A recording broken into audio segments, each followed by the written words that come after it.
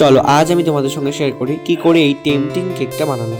প্রথমেই নিয়ে নিচ্ছি 2 কাপ মতো ময়দা আর 2 কাপ মতো চিনিটাকে মিক্সিতে গুঁড়ো করে তারপর ভালো করে চেড়ে নিয়েছিলাম, আর পরিমাণ মতো তেলও দিয়ে দিলাম।